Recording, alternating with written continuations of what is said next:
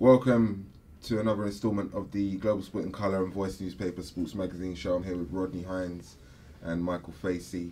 Good afternoon, guys. Good afternoon. Afternoon, fella. We've got a show that is going to be the majority about the blacklist, the football blacklist, and when some of our regular viewers and listeners see what we've got offering, I'm sure they'll understand. It's a credit to Rodney Hines, co-founder and Leon Mann, that the event went off with. It went off without a hitch, I think. Yeah. And if there was a hitch, we didn't see any. So that's show business, though, isn't it? The show went on. It was a good and fitting. Trying to find the right words here. Basically, the community needed it. If you're lost for words, I know we did a good job then. Yeah, you done a good job. Yeah, no, it was good. Done a good job. We'll get to that. Yeah. We will also get to the Premier League games this weekend. We haven't had Premier League for a couple of weeks. It's been long time, isn't it? Yeah. I'm missing it, man. I think Greatest soap opera of them all. Yeah, Saturdays and Sundays have not been the same. Yeah, absolutely right. Gareth Southgate did well with England in the international break. I felt good results against, not a good result, but a good performance against Germany and a good result against. I mean, Jermaine Defoe done well. He did, and he's on our back page this week. We'll get to that in a minute as well. Before we get to football, though, I want to talk about Formula One. Lewis Hamilton. Season's kicked off, and we've got an interesting prospect on our hands, haven't we? A bit of a battle between two drivers who they've won all the titles in the last few years, bar Nico Rosberg. So, what did you make of the season opener in Australia, Rodney? Just as I thought, really. Was a little bit as a sting in the tail in the end. Lewis was on pole, couldn't convert that, which let him down last year, I thought. Just not converting enough of those races. Which isn't a trait of his. No, not a trait of his, but all credit to Sebastian Vettel. When I saw that he won, it just took me back to some of those rants he had over the radio last year when he was a very frustrated man, But he's a world champion multiple times. He's in a car that we all know will be better this year. And I think we're going to have a hell of a season. Because while we're talking about Hamilton and Vettel, I think there are other contenders as well. I think you've got to be careful of what I call the quiet man of the grid. Kimi Räikkönen, Not Max. I think Max is going to make a lot of noise, but I think his immaturity and lack of experience will cost him in the end. And I think Nico's just going to do his thing. Räikkönen, is going to just do his thing very, very quietly. And he's in a good car as well. So listen, I was going to say the car as well. The car, all the cars I think will be slightly better. I think Lewis will still win. Hope Lewis wins. But I just think it's going to be a battle royal. I think last year we always looked at Rosberg and Hamilton. And if Verstappen made a noise and Ricciardo made a noise, it made it interesting. But now I think we're going to have a genuine battle. What did you make of the race, Mike? No, I think Mercedes they will still do their thing. I mean, they've still got the advantage going into the whole season. Lewis did say it was his error of judgment which caused that to happen, but then he still said that they've got a problem with their tyres falling off. But apart from all of that, it was a fantastic race. Lack of overtaking, but that's normally the case in Australia, so it's kind of difficult to see if the new rules have been implemented and it's going to work as a spectacle. But apart from that, I mean, I can't wait.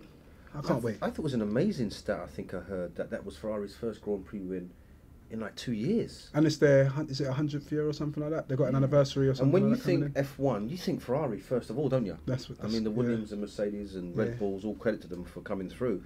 But Ferrari is Grand Prix. It's Formula One. What are we going to do about this McLaren? One of them finished last. Yeah, last. And one of them didn't finish. Well, what's happening over there? God, they lost Ron Dennis, they lost Lewis Hamilton, they lost their way, didn't they? They lost Mercedes as well, didn't they? That's right. I think that from the day they lost Lewis Hamilton, they went backwards.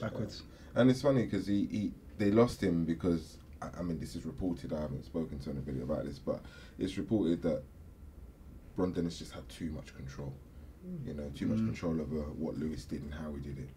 Too much control over the whole of the McLaren output and how they were perceived. And yet you say that, and yet Ron Dennis, we got to pay homage. Of course.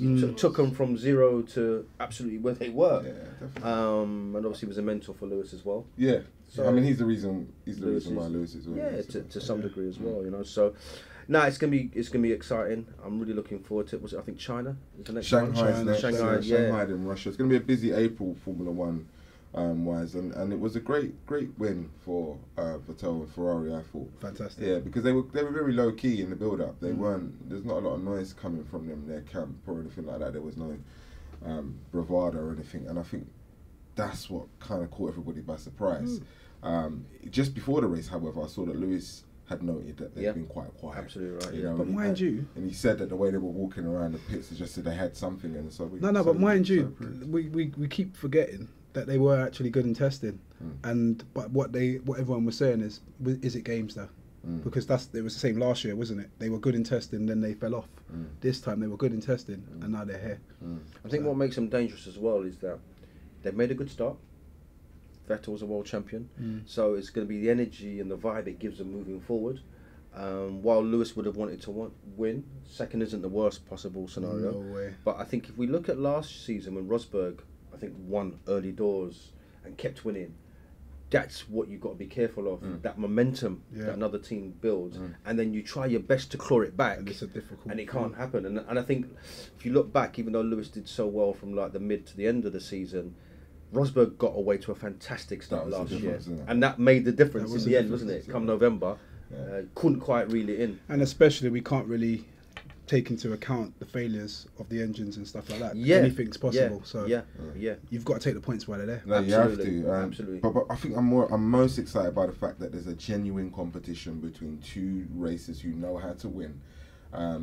And Lewis is looking forward to that. I think that the whole idea that Mercedes were just going to walk it and Lewis is going to win again, people was finding that off point. We don't want that as a spectacle. We don't want. Well, that. Lewis does that. I don't think Lewis wants that. I think, I think the very best of Lewis comes when he's racing. That's why it's going to be. I mean, I say with all due respect to Nico Rosberg, the world champion, was he really racing in the same way that I'd expect a Vettel to race Lewis, that's what makes Max Verstappen to race Lewis? I didn't see Nico like that, and I'm not trying to disrespect him. I think he was in a very, very good car, but for me there was still something missing. He's not the champion racer that.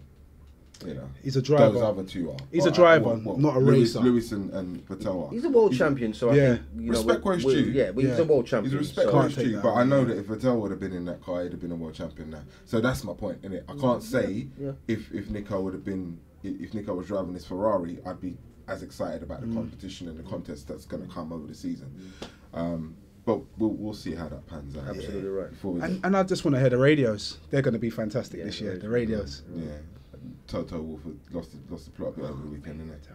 Anyway, wouldn't we like that sort of information from football dugouts? Ah, mate. Wouldn't that be great? Yeah. If you could hear what was really going on down there. The language might be a bit more industrial, to be honest. Entertaining though. But let's move on to the blacklist. And what a great occasion it was, Rodney Hines. I want you to talk about it from your own point of view because I'm still a punter, turning up, to enjoy myself, and that I did. I'm sure everybody else did as well. But from your point of view, because I know it's like having holding events, you can't really enjoy them. But was you able to enjoy that one, mate? I was, yeah, simply because I saw other people enjoying it. It's just plain and simple as that, really. And I got to give a shout out to my co-founder of the Blacklist, Leon Mann, the FBL team, did a sterling job. Village Underground was the venue. We hadn't had the Blacklist for a good number of years. So you're never quite sure how it's going to go when you bring it back. You're never quite sure how the reaction's going to be, but I'm sure you both agree the setting and the venue was first class. Fantastic. It was a great occasion. Happy and delighted to be part of it. Happy to see an initiative that's a tiny seed now grow to where it is. And as I said, it's about recognising people away from the footballers, obviously, and we pay homage to the footballers. They're the standard bearers and easy profiles. Yeah. But those doing great work without any sort of profile and not six-figure incomes. But for me, the greatest thing about that night, and has always been, whenever we've held it, has been the networking. People from the football family saying, "Hey, how you doing?" Yeah. Yeah, we might have just been having dialogue via email, but here we are now. We're in person. Here's a card. Here's a handshake. Let's iron out our differences. Let's build something together. That for me, I mean, I just stood back and looked at it all, and that for me, you couldn't have given me £1 million and been rewarded. In the same Absolutely way. right, because I mean, look, just being there in the environment, then I'm next to Andy Cole. Now, we do sports. We talk to almost everybody at elite level. But then just being in a social environment with the guys, standing next to you, respecting the awards and going through it together, it allows you then to have a conversation later and say, how are you? What are you up to? And this is what I do. It was a voyage of discovery as well, because we had obviously Michael Eminalo there. Big shout out top to man him at Chelsea. Yeah, definitely. And, you know, I heard people saying, God, I didn't realise there was a black man at that level at Chelsea Football Club. Then it's funny because we almost take it for granted that we know what we do, because we know we're part of it, you know. Yeah. But as I say to people, if you look at the Chelsea dugout on any given match day, he's the black face directly behind the dugout, taking everything in. And I'm just excited that he's agreed to do an interview with The Voice sometime soon. Yes. That's the sort of man that I want to sit down with. I can only learn as a journalist, as a person. Always learn. And maybe, no, definitely what the Blacklist is about. It's about inspiration. So if there's some youngster, male or female, that says, you know what, I think I could do that job in years to come. Definitely. Gives them something to aim for, doesn't it? Definitely. You know, Michael's he's from Nigeria, you know.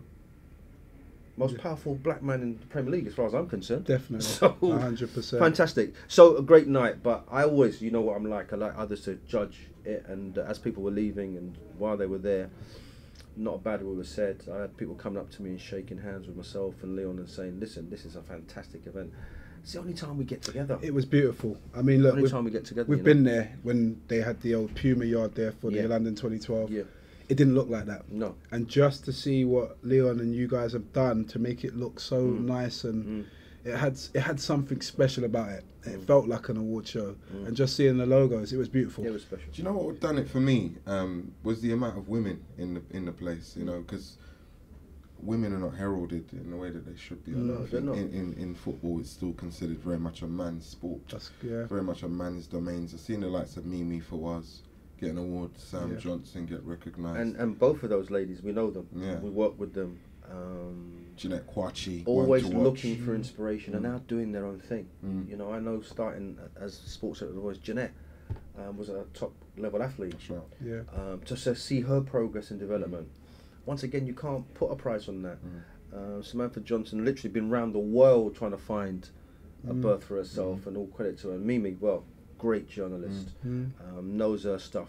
And that's why I'm saying the Blacklist is about opening that door, patting on the back, saying well done, and giving inspiration to others that say, I want to do what Mimi does. And why shouldn't a woman or females commentate in terms of sport? That's what it's all about. It's beautiful. Every level. Every level. You know, Mike, sorry, Mike. I've got to mention your mum. Yeah, I was going to bring that up actually. I've got to mention your mum because this was a surprise for all of us. And one of the reasons why I didn't want to know who'd won was because I wanted to see the genuine joy on people's faces. I spoke to a lot of people beforehand that hadn't been nominated or on the list. But I didn't know your mum was on the list, mate. And I didn't know my mum was on the list. I'll tell you the story. What award did she win again? What was it? In the community. Right. It was in the community award. I mean, look, my mum invited me to the event. I didn't know it was the Blacklist. She said, I've got a footballing thing I got invited to. Do you want to come down? I said, all right, mum, let's just do it. Don't really go out with my mum to awards. So I said, let's do it. Let's have one. Went, see the ticket. It's like, it's the Blacklist. Met up with the guys and I said, my mum's coming down. And it's just like, all right, cool. But I didn't know she was winning an award. So when I was there sitting down talking to me mum, I went to the bar to get a drink and then all I heard was Facey. I said, nah. But then I just see her up there and I thought it was absolutely beautiful just to see her receive an award for what she's done to that level, at elite level. And without the Blacklist, your mum's golden work doesn't get unearthed, does it? That's right. And that's what I'm saying, you know. So we give a shout out to our panel, which included people like Michelle Moore, you know, Jason Roberts. They were all on the panel that eventually decided on the names. Yeah. Your mum's been doing what she's been doing silently for the 3 36 decades. years, 36 years. You know, there's no 6-figure income there, No, unless there's there something I need isn't. to know. But doing great work. Yeah. So that's what the Blacklist is all about. All about that. You know, and as you mentioned, Andrew Cole, Peter Odemwinger's there, Nick Blackman's there, Bradley Johnson's there, Chris Powell's there.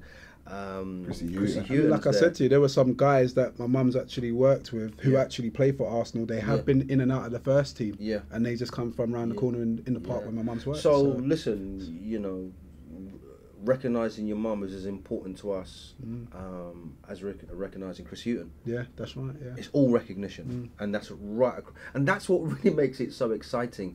That what I call the elite are mixing with the Joe and Josephine Publics of the world. Yeah. We're all in the same place, and the board don't even know my mum. I just saw smiles and a great vibe in the room. Beautiful, man. And that for me, as I said, gold dust. Beautiful. Let's have a look at some of the footage from the night and kind of reflect from our point of view. If you're watching for the first time, take it in, and maybe you'll be there next year. So, Yannick, here we are at a rather illustrious event on the footballing calendar. Why do you think something like this is needed and, you know, so significant? Well, it's the first one I've come to, you know, and you know, I'm already buzzing, you know, just to meet a load of different people, you know, working and trying to do good things for our community, and that's the main important thing, you know, and all striving to make us all each other better. So good to catch up with you today at the Footballers Blacklist. I need to ask you, why do you think events like this are so significant? I think it's hugely important to shine a light on all the good work that's going on. As we know, it's well documented some of the issues we have around representation in the boardroom, in coaching and management. So I think when and where we see good work going on, we need to magnify that, and I think it's a huge opportunity. I know the organisers have worked really hard over a number of years to make this happen. I think you're seeing the fruition of it today. All the media, all the players, all the people who are here.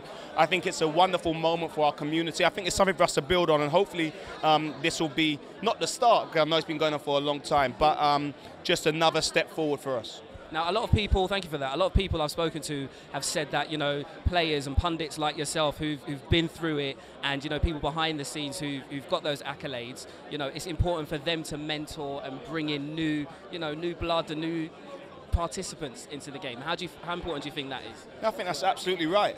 There's a responsibility on us to our community, and I think that's the starting block. You know, there's no doubt that I wouldn't be here without the support of the likes of Cyril Regis, who's my uncle, so I guess I'm a little bit fortunate there, but I'm just sitting in there talking to Bob Hazel and Ed Steen, and, you know, people who have done so much for us in terms of not only just the footballers they were, but the people they were, and what they gave back to their communities in terms of being role models. Chris Hewton and people like that who are in there.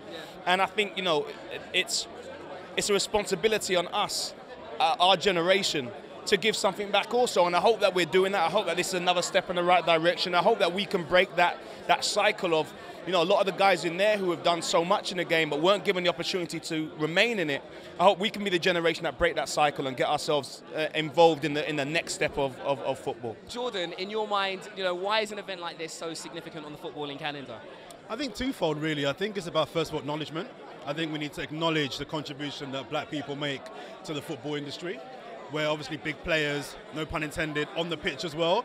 But I think the media plays a big role in terms of the profile of those players and the game, and a big part of the media are black people, journalists, photographers, producers. We make up a big part of a multi-billion-pound industry. So I think evenings like tonight are important because they help reflect our contribution to this industry.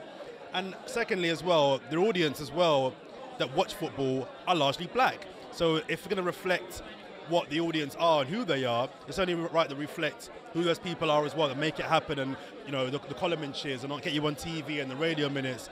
A lot of those people that do that hard work and do that great work are black people. So tonight's specific about acknowledging the contribution that black people make in the sports arena, but outside it as well. And, you know, on the pitch, you spoke about, you know, players and things like that. How do you think, you know, having more people of colour, you know, in the managerial roles, on the boards, you know, would assist, you know, the territory for, you know, black players? I think we contribute in a big way, because I think it's important that the pool of black talent in the media and in football is delved into, because we're good. Yeah. We're very, very good. And a diverse industry in any industry is a better industry, because what you're doing is you're widening your pool of talent. So the more good journalists, the more good footballers, the more good photographers, whoever you have, the better the industry will be. And for too long, for whatever reason we can go into, we have been held back and we've been prevented from taking pictures, writing column inches, presenting and playing the sport as well. Now we're seeing a shift change on the field itself. We have, I think it's like 40% of players now are non-white, and that's progress. Now let's reflect that off the field as well in the same industry, football industry. It's not just footballers. Brilliant. Well, look, Troy, it's great to see you down here at this event. Why is it that you think something like this is so significant on the footballing calendar? Personally, I don't think black people that work in football get recognised enough. You know, there's a constant challenge and a battle for you know, people like myself and people who have done some great work in the game to be recognised throughout the whole game. So to make it unique, this event just brings so many people that have so much contribution and value to the game.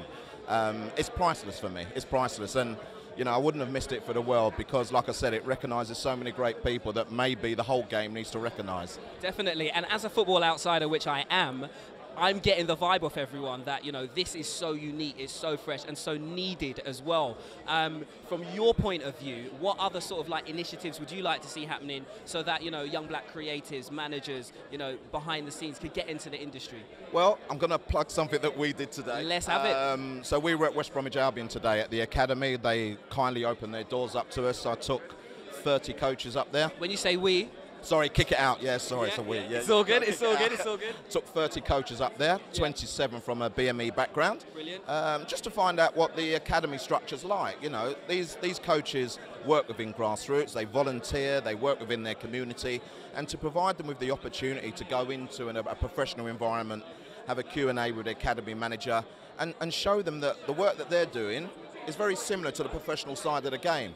So, listen, whether that's publicised enough or not, I'm not sure. But, you know, we've had already a lot of good feedback from the day and the experience in terms of, you know, black coaches going into that environment and recognising that, you know, Darren Moore was there today.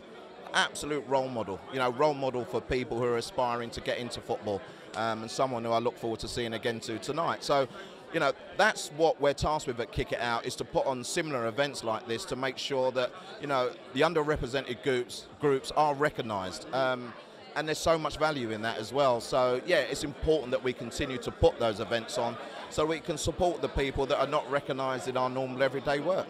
No, brilliant. I mean, I can only imagine how inspiring that would have been for those guys to, you know, be sitting there thinking, you know what, I could do that, or like, we do that. Well, it's actually inspiring for me to be able to take them there first and foremost. I mean, I don't do it for thank yous, and, you know, we at Kick It Out, we don't want pats on the back, but we want to do what is right for the game. And, you know, we've got 3 black managers out of 92. There's something wrong, fundamentally wrong. You look at the coaching structure, and you look at all the other structures there, and black people and people of colour are not represented.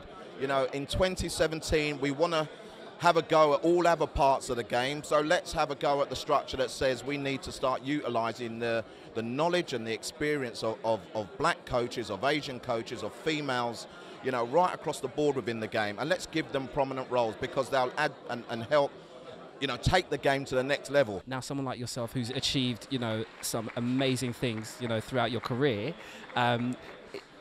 those actions kind of echo what people here have been saying, like, the achievements are great, but we also need to see like mentoring happening and, you know, projects like that to help, you know, the younger generation come through.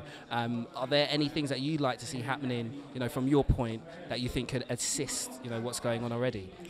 Well, you know, we have to look at people like, you know, that from before, like Ricky Hill and pioneers, coaches like that, who have opened the door for me, and then people who like Terry Connors, people like that, who are unsung heroes, who have opened the door for people without people actually realising what they've done.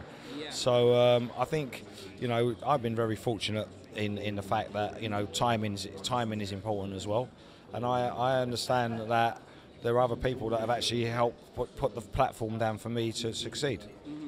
Okay, cool. So, just to round things off before I let you go, as far as you're concerned, black involvement behind the scenes and in front of the scenes of football, a long way to go, or are we at great point to really capitalise on what's happening? No, I think there's a long way to go. We have to be honest. Okay, cool. It's pointless because I've achieved, or somewhat, that at this stage you can't stand back and say, oh well, I've done well, I'm through the door. Well, I'm not actually through the door. I've still got one leg out of it, but I've been fortunate enough to achieve over and beyond what I set out to do. So it doesn't mean that there isn't the problems are not there anymore. It just means that we have to keep on pushing forward and continuing the legacy of our parents. Yeah, it was a great night, Rodney. Really, really great night. If I'd say anything about moving forward, I just want to see it grow. I just want to see it grow. And you know what? It's unconscious that even with wanting to see it grow, what comes with that is you still got to deliver to the standard that Set a high standard, it really did, because that's one of our Achilles heels. As a community, sometimes we have these bright ideas and have these great events, but the execution isn't there. I thought Leon was definitely meticulous with how he ran that night, and credit to him. As I said, that's how I've got to give him a shout out. As an operation manager. Listen, knowing Leon as I do, knowing myself as I do, this is here to stay. This is here to stay. We're on camera, so I can't give you too many exciting bits and pieces right now until they're ratified. But listen, just watch this space. That's what? And a big shout out to the Premier League for actually sponsoring the event, coming down with their camera team and doing a lot of interviews and just taking the thing serious. Taking it serious. So they took it seriously, and all the vibes and all the energy is looking good. Good. You're going to give us our Premier League predictions, aren't you, this week? Or give us a couple of games to give you a couple of games. What's the first game of the weekend? We've missed it, haven't we? God. Well, I certainly have. Liverpool-Everton, lunchtime kick-off on Saturday. Now, that's going to be blood and thunder. Liverpool's home form doesn't suggest that it's a certain 3 points. Everton on a little march, haven't they? They've lost their right back there. Who? Yeah. Everton? Coleman. Have they? Yeah, he broke Liverpool lost their centre back, didn't they? Liverpool? Yeah. Centre back? Have they got a centre back? Sorry, Lallana. Yeah. sorry, I was talking about Sacco. Playing about a position now. I was talking about Sacco. They lost him years ago. They lost him a while ago. He's saving Palace right now, isn't he? Sacco. Good job as well. Hey, Sacco, if you're watching, I want that story, mate. I want to know what really happened. So Liverpool-Everton kicks us off at lunchtime. How do you shout that? Home advantage. Lallana's a big miss. He's been pivotal to them. Big miss. Mane's back though. Mane's back. But Lukaku is still scoring goals for fun in maybe his final season at Everton. Ross Barkley, what an enigma. Ross Barkley. Well, Koeman get to him at the beginning of the season. He's been getting it to him. But you know what? I love that type of management. I really do. What real talk? Yeah, real talk. We've seen Guardiola do it. Yep. We've seen Conte do it. And they've got results. So and that's what these boys need. That's what they need. That's what these boys need. But it's what Jose's been doing for a long time. There you go. There you go. Poch does it as well. He does. He really does. I mean, really he's given Sissoko a couple of blasts. Just ask Townsend. Yeah, there you go. We want to see that happening. So Liverpool-Everton, how do you see that one, Mike? That's difficult. I think you summed it all up. I mean, Liverpool's going to take that one, I reckon. Do you think? 2-1.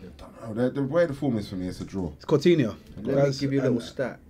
This fixture has generated more red cards than any other in Premier League history. That's a good stat, actually. That's a good stat. You like that one? Could be a draw. Could be a draw. I'll tell you what, I'm going to be devil's advocate and go for an Everton away win with Lukaku scoring lastminute.com. Don't say I didn't tell you. That will work for me anyway. I'm a United fan, so that's perfect. Back in London, we've got a local derby, Chelsea Palace. Now, most people would think that this is a given for Chelsea. I just think something might happen. Where's it? At the bridge? Is that the bridge? Yeah, it's a given. Crystal Palace fighting for their lives. Big Sam, all credit to them. Evening kickoff. Is now it's 3 o'clock kickoff. Is now just beginning to get the results that they employed him for. I think they're almost out of trouble. There's sometimes you get a feeling about a game, isn't there? There's no rhyme or reason. Chelsea on the verge of winning the league. Palace struggling for the last 6 months. And it's after the international break, so momentum has paused. There you go. Potentially. He's not having it. Yeah, I can't see it either, but you can't see it. I hear what you're saying though. Yeah. And with momentum pausing, anything's possible. It's a feeling, like you said, and I just think Chelsea are going to roll them over. If I was Big Sam, I'm not. But you list your games. You could be. You got 3 points, 1 point, no points. Yeah. I think next to this fixture. I don't. I think at the back end of the season, and that's where we're at now. I don't think you go for everything now.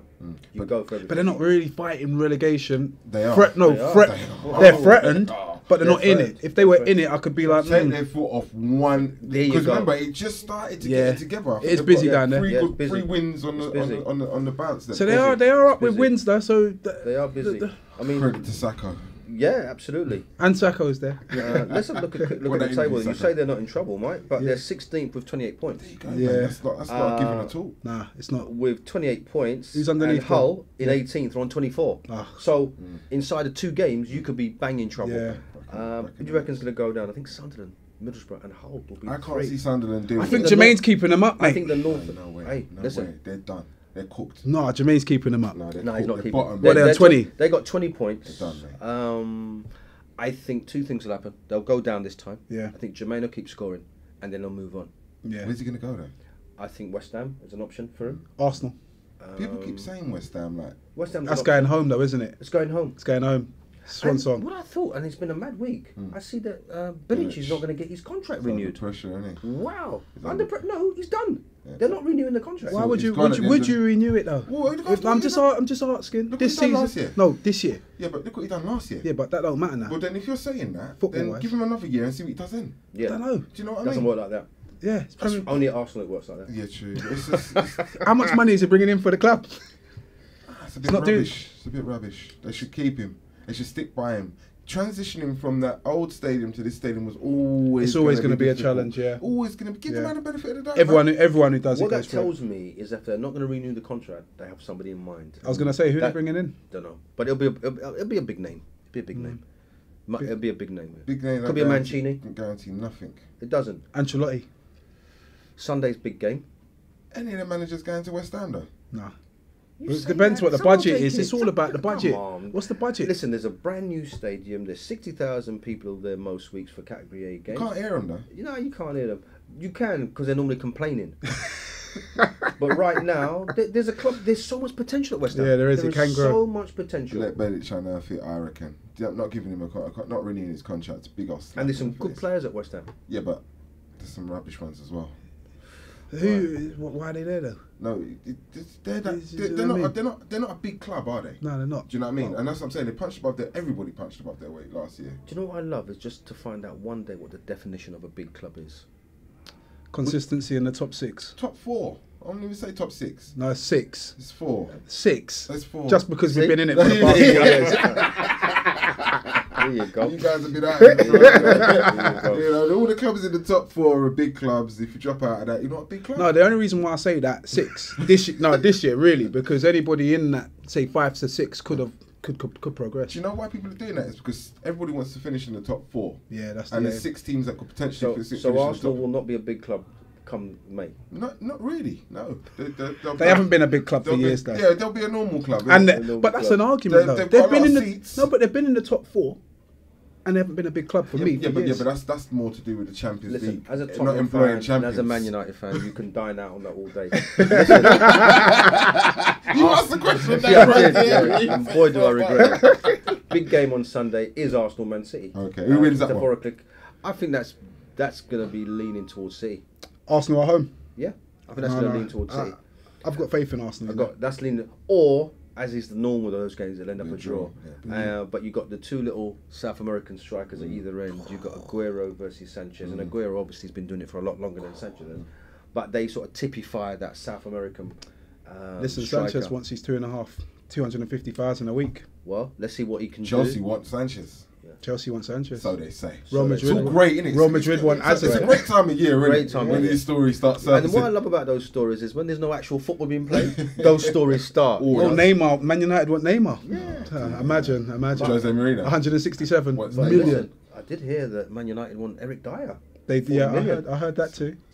Yeah. Everybody wants Spurs players. Yeah, but they'll sell them. That's why acceptable. they sell them, don't they? If the price is right. I think Jose Mourinho is going to go and try and get the very best of Tottenham players. I think Eric Dyer is a prelude to someone we've always talked about, and that's Harry Kane. Yeah, I think he'll go Man United. I've always said he'll go Man United. I think Tottenham and Man United do great business. They do. I just want to see 100 mil. And then I'm happy. For Harry? Well, for who else? We're not paying 100 mil. Why not? We don't pay 100 mil for Harry. For any British player.